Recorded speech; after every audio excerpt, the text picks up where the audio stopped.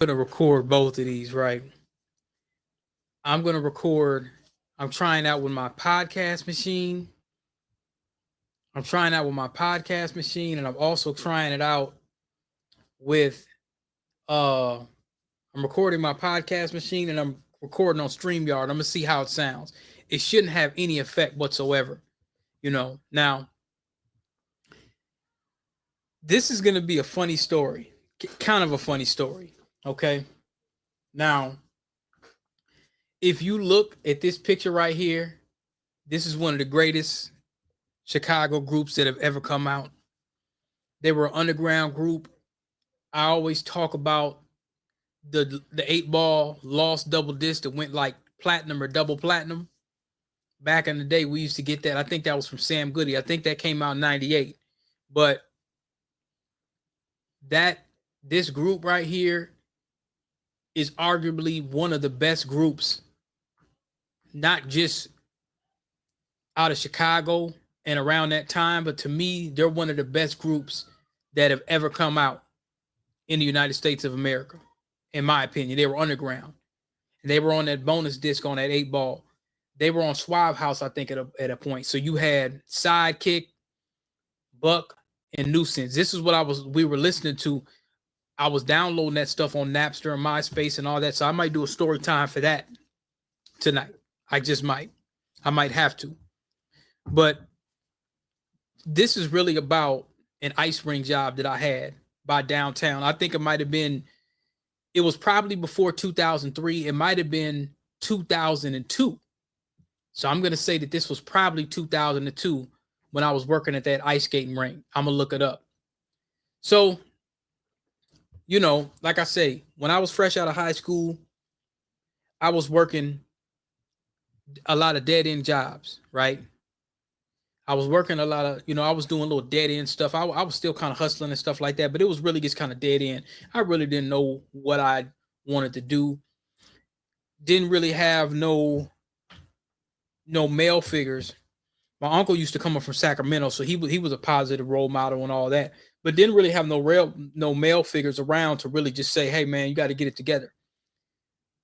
But I was an ambitious person, so I didn't really have any people in my family that was worried about me really getting into a lot of stuff. Although in these years after high school, I was getting into a few different things. But I really didn't I didn't really have a lot of problems figuring out what I wanted to do. It was just a matter of me deciding what I was going to do and just really actually doing it once I decided I was going to do it. So dead end job, wasn't really too much interested in college. I would have to say this is around 2001. So I go and apply at this skating rink. Now, this skating rink, it's going to be a couple different stories that I talk about in regards to this skating rink. Now, this skating rink was an old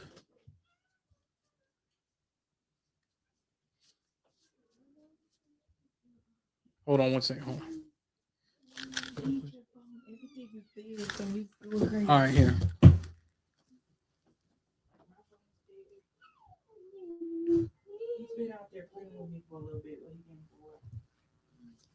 All right, here it goes. I heard you talking. I thought you talking to somebody on the phone. Close the door, Daisy. Shut the door. Got daddy phone. Come on. No, you can't stay. All right, so we'll go back. So this ice skating rink, right? This ice skating rink was in Minneapolis, and it was called um the Depot. So this is the Depot, y'all.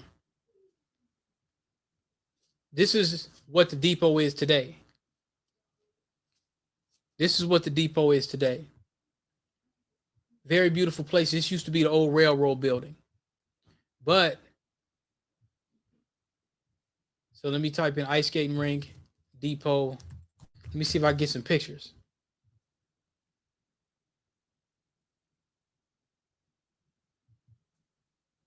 Let me see if I can get some old pictures. This is what it used to look like.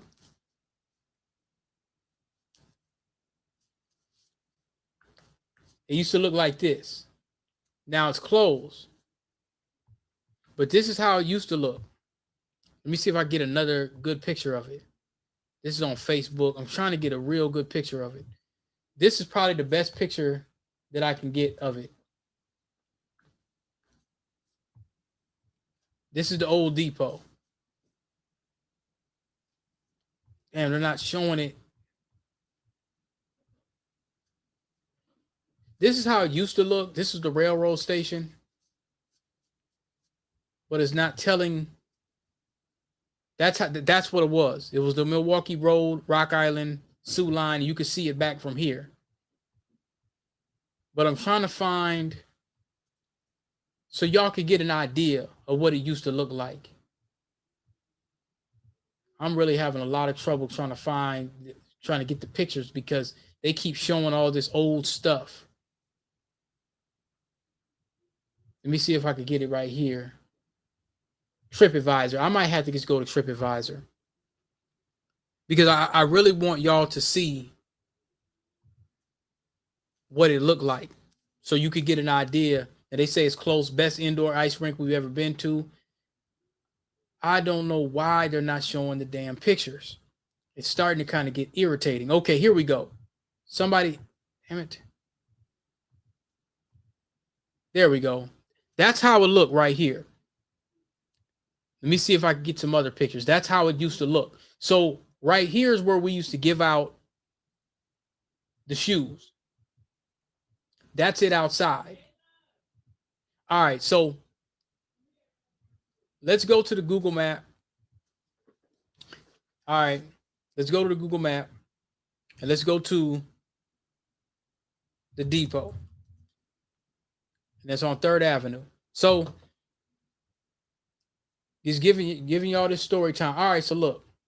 Now remember, I grew up over here. So I think I used to take a bus or either I might have just walked down Washington. Or I probably took it. You know what I did?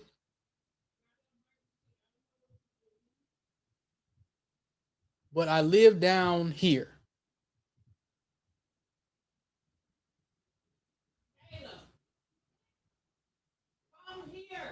All right, so look. This is where that's where the bridge fell. That's the 35W bridge, right? So you could walk all the way down River Road. The houses where I grew up at was right over there. So let me see if I can get some other pictures that y'all could really see. I'm trying to find some real good pictures so you could really, really get an idea of where I was walking. So I would work here, and sometimes I would just walk. And I think I used to walk along River Road. There was like some places where you could kind of walk and just walk down. If you just kind of come down here and then just walk behind here, there was all of this stuff wasn't built up around that time. It just wasn't. So, point being, what I used to do is you just give out shoes and you ring people up and stuff like that. So it wouldn't be a lot of black people there. That's when I saw my teacher, the guy that basically was like, hey, you need to get a job, and you need to go get you a job so you could buy some computer parts. You know what I'm saying? It was a South High teacher. And I actually got to send him some of my books and stuff like that. The second book I sent him, he might kind of be like, okay, he's getting on race soldiers a lot. He may not like that, but just to give him the benefit, just to give, just to say, hey, look, you know what I'm saying? Like the advice he gave me, the stuff he was telling me to do. At first, I wasn't taking heed to it. I was kind of like, okay, he's, but what he told me is part of the reason that I'm doing what I do today to a certain degree. I had already been interested in a lot of the stuff and all that, but he was the one that basically said, man, you need to get you a job. You see what I'm saying? I didn't really have any other, there wasn't any other men that were really telling me this around the time, I was probably like 17 or 16. I don't know how old I was, but I might have been in, I think it was 10th grade. It was maybe 10th or 11th grade, I think. And he was like, man, you got to get a job. You know, you going to have to earn it. And he was right. So I went and got a job at Cub and built my own computer. The rest is history. Okay. So I'm working down at this ice rink. It's a couple brothers that's actually working there. So one day, I think Get Rich or Die Trying came out. And when did Get Rich or Die Trying came out? Because then I'll really know. When did this is really going to tell me so I can kind of break up the story. Get Rich or Die Trying, the film came out in 2005. Okay. And it came out February 6, 2003. This had to been,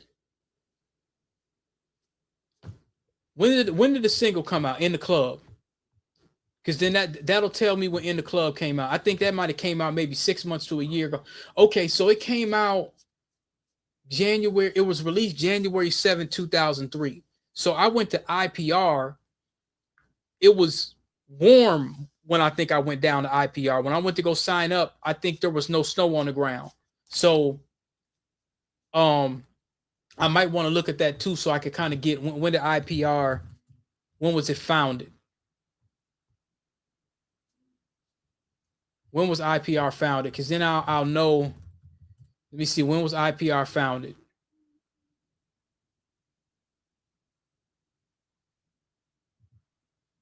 I really need to find out. Institute of Production and Recording.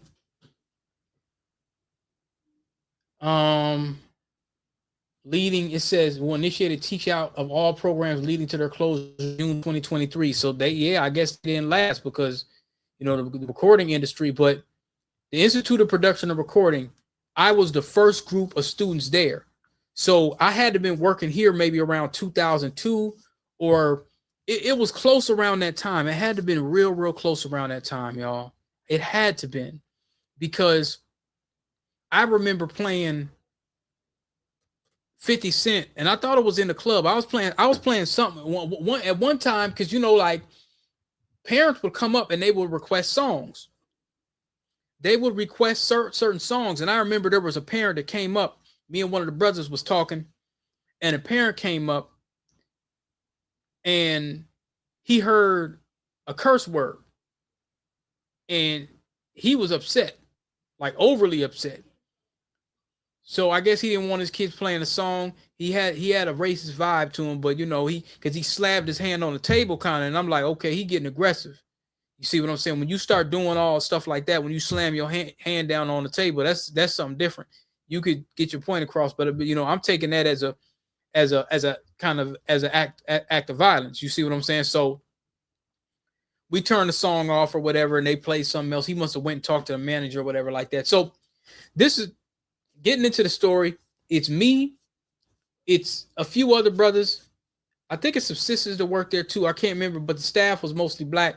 And one of the supervisors was this skinny dude that looked like, y'all remember the cook from a different world? He looked just like him. He looked kind of like him. And he had this high pitched one, you know, he kind of sounded like that.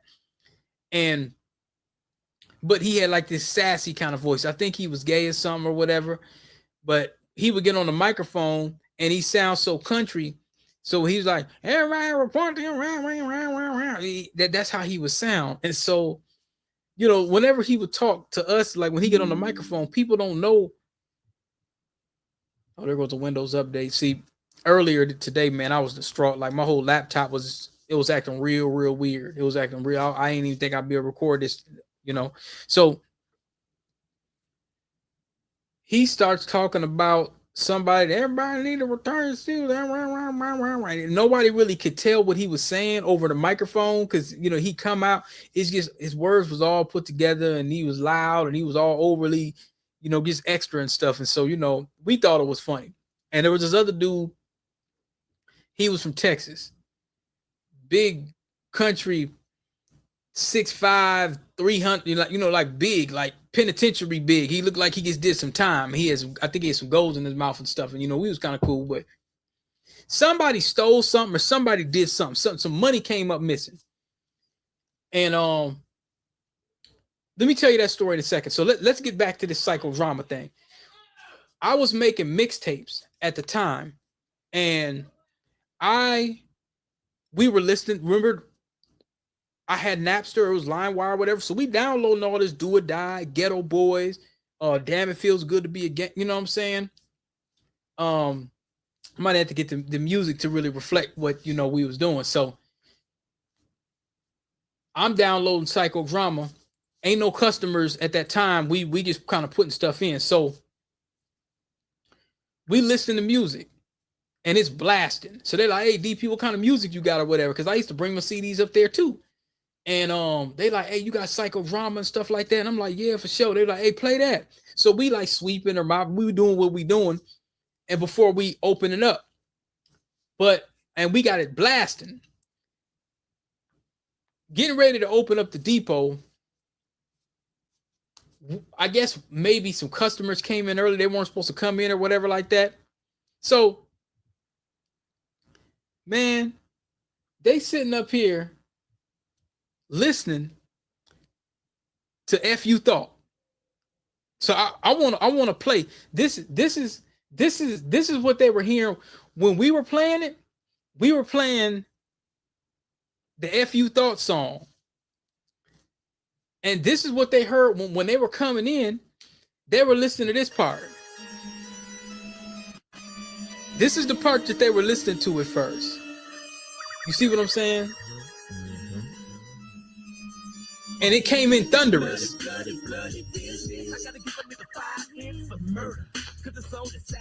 So when that bass line kind of came in, and what was crazy about it is, what was really crazy about it is when that came on and that thunderous sound came in and they going in, we see some of the people coming in the ice rink. I said, "Oh man, we can't." What's that? It was some white people. Who are these guys? Turn it up. I said, man, don't turn that up, man. Don't just say something happened to the CD or whatever like that. So we turned it off. We turned it off and played some Garth Brooks or something like, you know what I'm saying? And something, like I say, let's get back to something came up missing. Some money came up missing or somebody did something. I think someone stole some money and something was going on.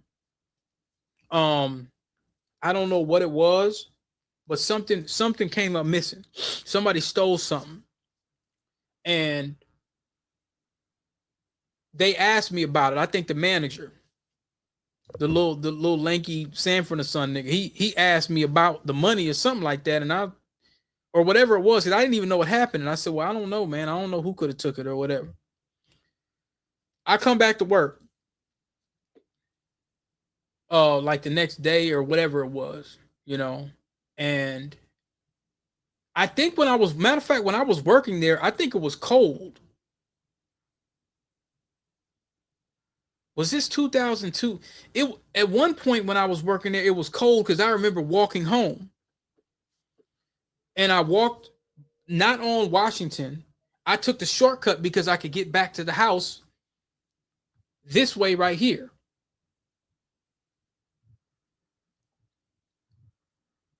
I took the shortcut.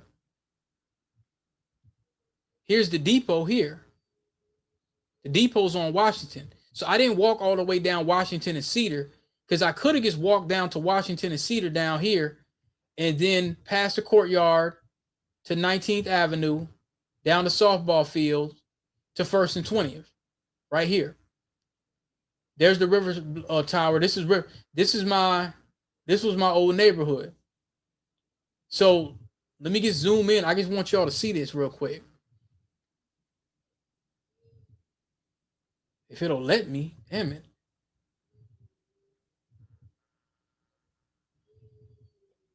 All right. So my house, the house was it back over there or it was right here? So right here, this is where I used to walk from.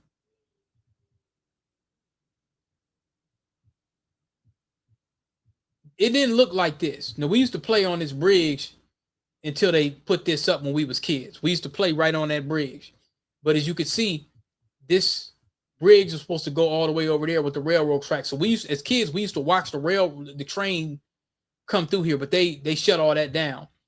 But I used to walk all the way over here. Let me see how far it is going to let me go.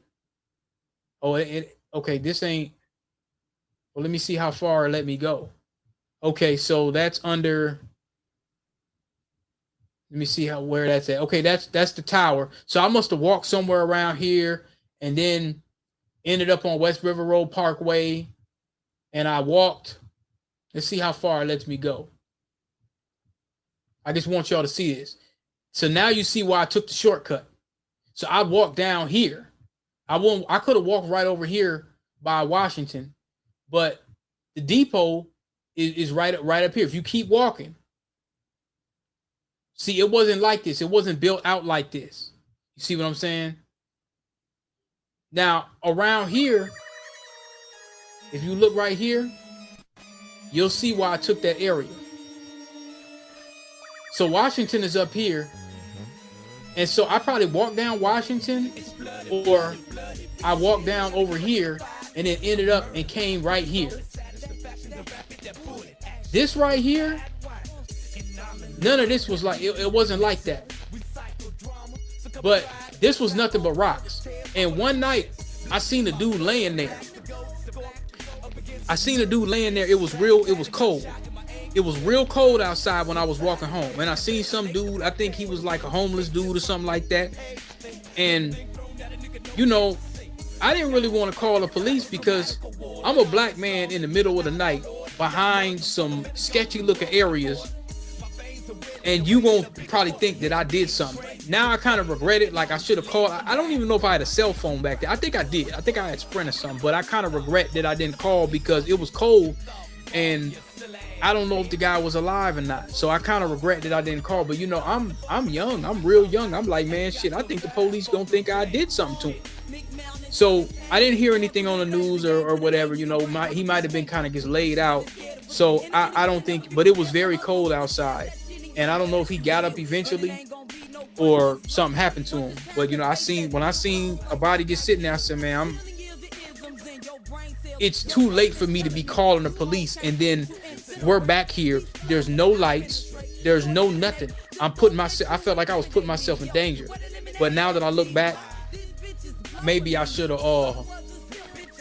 got on a main street, went up to Washington, and then called and said, hey, look, there's a guy that's just laying out there. I don't know if he's alive or whatever the case may be. He didn't look like it, but, you know, so that's something that I kind of struggled with for a minute. But now that I think about this story now, I remember seeing that. So I just go home. So, you know, I think I might have talked to my mom about it. Like, Mom, I seen a body or whatever like that. Or I seen something, you know, and she was like, you know, well, they might have thought you did it or whatever. So, you know, I think she told me that, you know, being out there late at night, you know, she was like, that's why you shouldn't have took that shortcut. Because she told me not to go there. She told me several times, just take Washington. I'm late at night taking the back alley shortcut. Those buildings weren't there. I'm just keeping y'all in mind. Those buildings, all those beautiful buildings right now, those buildings are not there. You see what I'm saying? These buildings, where, you know, where Washington, like, I mean, they had the Guthrie. I don't even know if the Mill City Museum was there, but all these buildings, all of this kind of stuff, it wasn't all built out like that. So now let's get back to the dude from Texas. Somebody must have told the dude from Texas that I said it was him, because somebody must have came to him and say, did you take the stuff? Because they was getting ready to can him. Now, I don't know if he took it or not. He might. I think he did. I'm not sure. But they try to make it seem like I ratted on him, which I didn't. So he says he sees me at work. He sees me at work, right? He walks up to me. Let me holler at you, bro. I could tell by his stance that he was a little hostile. So I was already a little apprehensive by the way his posture was, because it was looking like if I would have said something, then he was going, try to hit me or something like that. So, and like I say, this is a big dude. This is like a big penitentiary type dude. Like he's real big. So when he walks up and he gets kind of close and he said, "Hey, let me holler at you, bro." I'm like, "Yeah, what's going on?" He says, "We cool, right?" And I said, "Yeah." I said, "We ain't got no problems, do we?" And he said, "Well, that's what I was gonna holler at you about." I said, "We ain't got none, right?" I said, "No." You know what I'm saying? I said, "No, we don't have no problems." I said, I said, "What's going on? Let me know what's going on." He said, "Well, man, you know, somebody somebody been stealing, or somebody that did something that they weren't supposed to do, whatever like that, and the manager's been going around to each person asking about it." And I said, "Yeah, they asked me about it." He said, "Well, what'd you say?" And so, and he's just looking.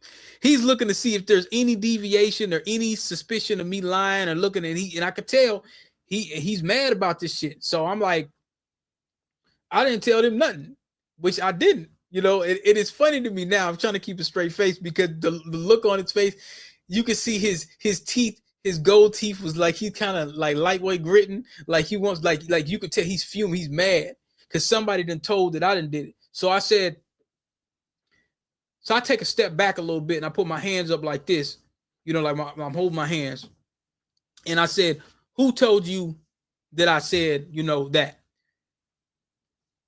And he kind of looked away, like, and he said, "Man, the uh the different world nigga." I said, "Man, you gonna listen to that loudmouth sassy nigga?" He was like, "Man, he said you said something."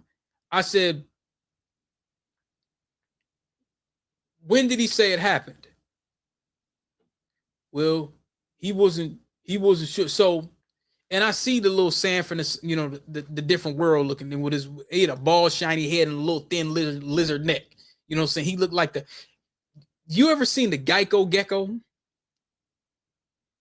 He looked like that, but black and beady eyes. He had high cheekbones. He looked like a black Geico gecko. That's how he looks.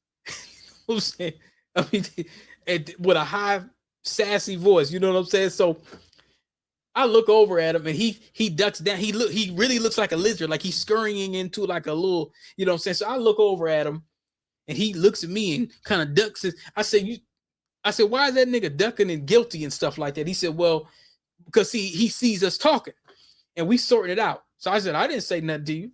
I said, "I ain't say nothing." I said, "If I would have got some of the money or whatever," I said, "I don't steal and I don't steal from the job, but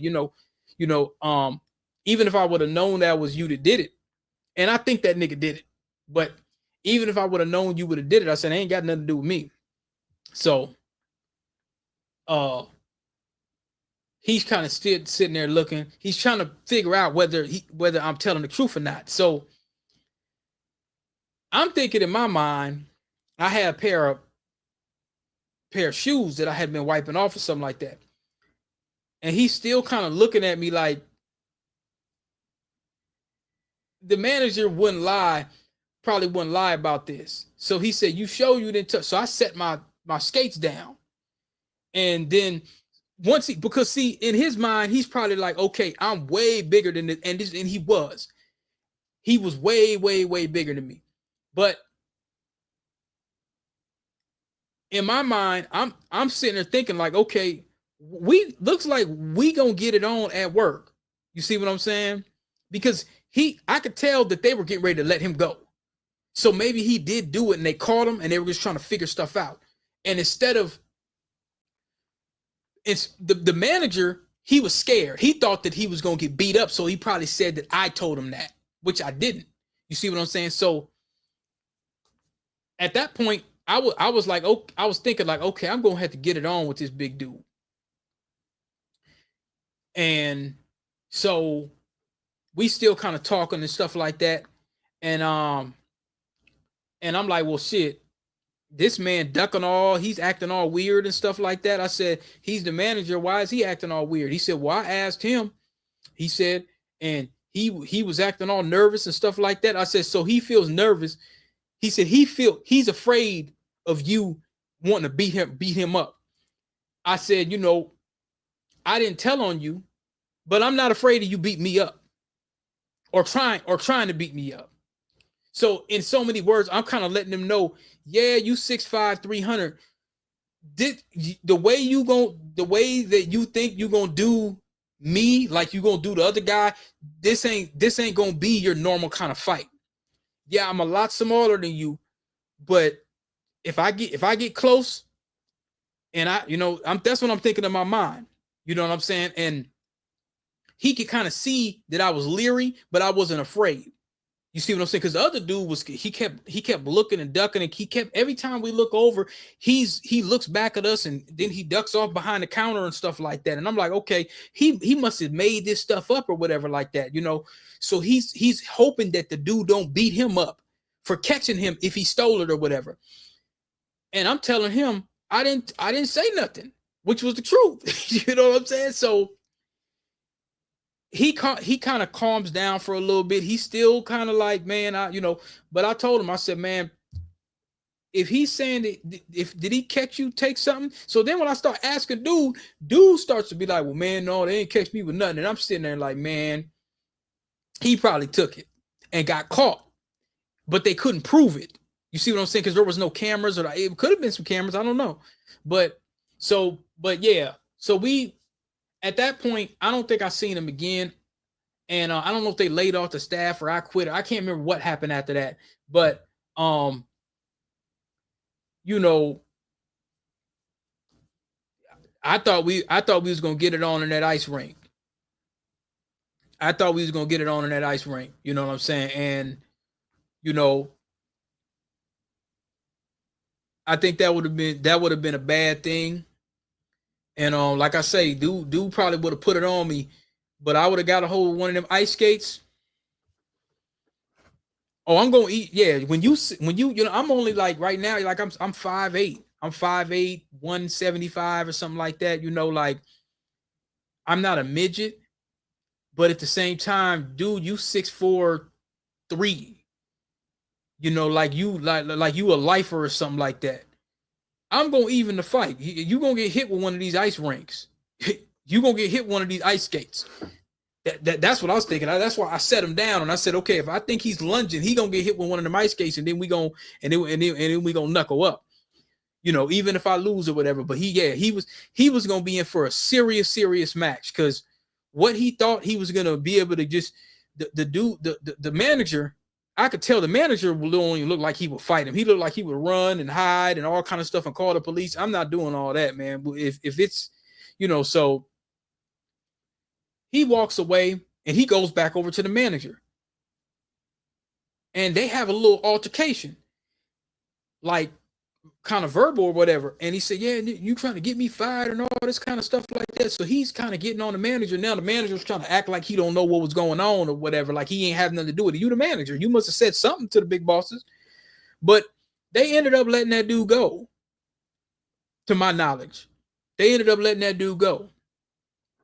You know, but like I said, after I talked to him for a little while and stuff like that, he kind of put it together like, you know, he's telling the truth. But, you know, he was probably trying to figure out a way to stay, because that was a job. I could tell that brother probably had some issues getting jobs because how big he was. He intimidates people. This nigga about big as Suge Knight or something like that. So there were certain places where he probably had trouble getting a job. So he was probably mad that he felt like he was going to get fired. I know. I could tell that, you know, because me, I would have been a bouncer or a security guard or something like that if I was him. That's what I would have been trying to do, or start my own security firm. But a lot of times with big dudes, they know that folks ain't going to want to tussle with them. A guy my size, they ain't trying to tussle with no big dude. I'll tussle with a big dude. I ain't had no problem with it. Every time, even when I was younger, you know, in school, I had fights. Everybody was bigger than me. You know. So, you know, when we were kids and we teenagers and stuff, everybody was bigger than me. All my friends, everybody's bigger than me. But I've never been afraid to defend myself. You see what I'm saying? I wasn't really afraid to do that. So in my mind, I'm like, okay, well, it's gonna go, it's gonna go, and I'm going to survive, and I'm not gonna not get up. Whereas some people, they would run, they'll try to, so, but working there, I didn't work there a long time, but soon after that, I was working at IPR. But no, them dudes was asking for Psychodrama. I was burning little mixtapes and stuff. I'd have like a little Chicago mixtape. There was a place in Chicago called The Tip. That's what people from Chicago call it. The Tip. The Tip is in Chicago. The Tip means the tip means and I want to show y'all something real quick. Let me see if they still got the CD. I want y'all to see this. The Tip. Oh, well, that ain't it. They probably don't got the domain no more. But I just want y'all to see something. The Tip is called the Crib. And I think that's another word from Chicago, the Crib. That's the house. That's where you stay at. That's your residence. But if you look right here, MidwestMixtapes.com, you see the tipcds.com. I used to find my track list and playlist with stuff that came out. You can see right here, G Collaborations, D Eggs. He's from Gary, Indiana. You see Gangsta Gibbs right there, Hit Screwface. You see Welcome to Indiana, Volume 1, Volume 2, with the Grind Family, Thugged Out, Will Skrilla, Rick Gilla, Psychodrama, Universal Session. So remember, 8 Ball and MJG, or 8 Ball was on Suave House, but I think Universal distributed it. You see Midwest Mobsters right here. Wild Style, Crucial Conflict. He was the one that made the beats for Crucial Conflict, and he dropped a solo. You got Rick Gilla, Ivo, the Grand Duke. You got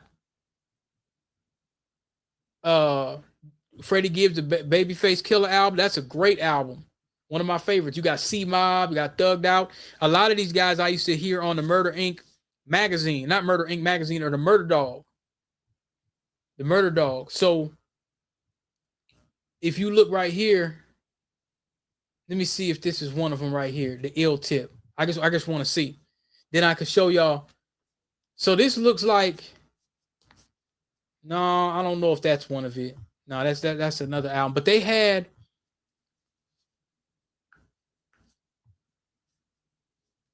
a lot of records around that time from like 97. This is actually a release party. So let me. So look, this is the Tip CDs and tapes. I just want y'all to see this. This is the Tip CDs and tapes. Fair use, YouTube. Fair use. So this is the Tip CDs and tapes right here in Chicago. And I think I used to order some CDs from him, but it was this dude named E.C. Illa. I think it was a white dude that grew up in Chicago that had. Today everybody gathering up here. See, that's him right there. I had E.C. Illa. I think he used to make beats. He had some pretty decent beats. He had a lot of that legendary Trackster sound. So he was on the Murder Dog. Today the release party, the in-store. He finna be signing autographs along with Tracks, Triple Darkness. Trackster, Triple Darkness, Psychodrama, all of that kind of stuff. We used to be downloading and listen to it. I'm Kevin. I'm from South Bend, Indiana. Young Comaine, Block Mama, South Bend, Indiana. 512, South Bend, Indiana. A lot of people from Indiana coming to his release party. On Trackster before he come out. Snapper get at you faster than a shark when you bleeding. All right, they got some dude. He can't rap.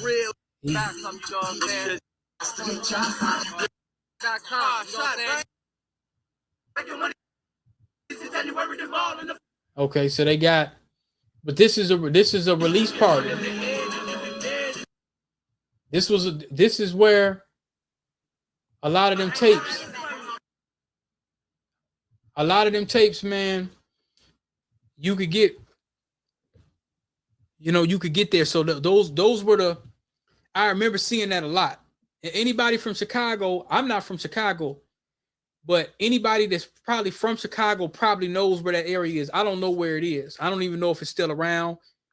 It's probably gentrified or something about that right now. But that EC Illa dude, I remember, I think Legendary Traxter made the beats, or he made the beats. Legendary Traxter made a bunch of beats for his album. You see what I'm saying? And they were some pretty cool beats. Like Legendary Traxter never gets the credit that he deserves.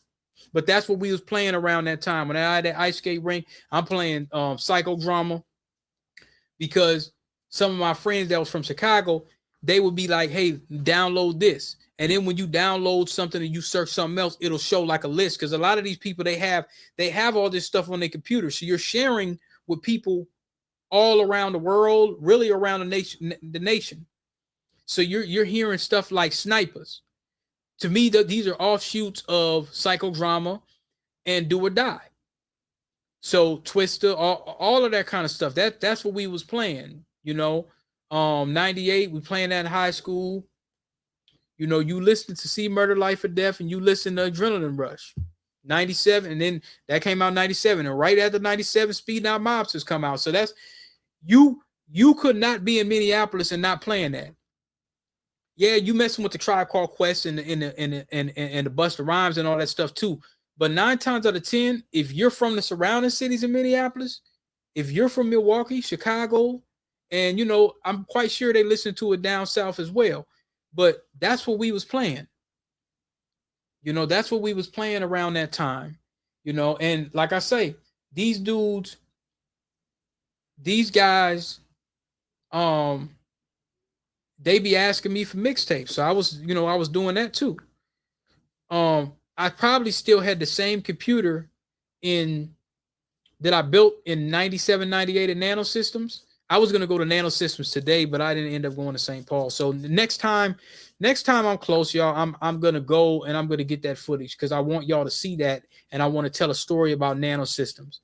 And, I could talk about, once I upload the video, then I could kind of talk more about the video.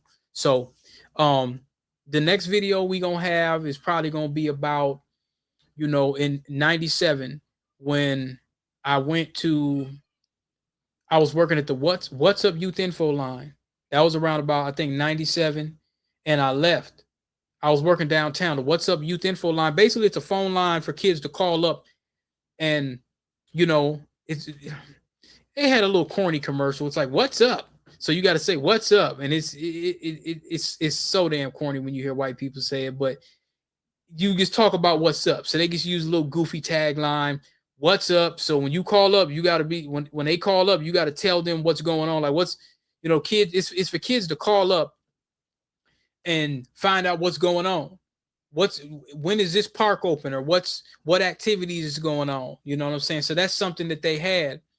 I remember starkly, they had a lot of after school programs in Minneapolis, or summer programs where kids could get a job and stuff. You just got to go down to the Chicago and Lake.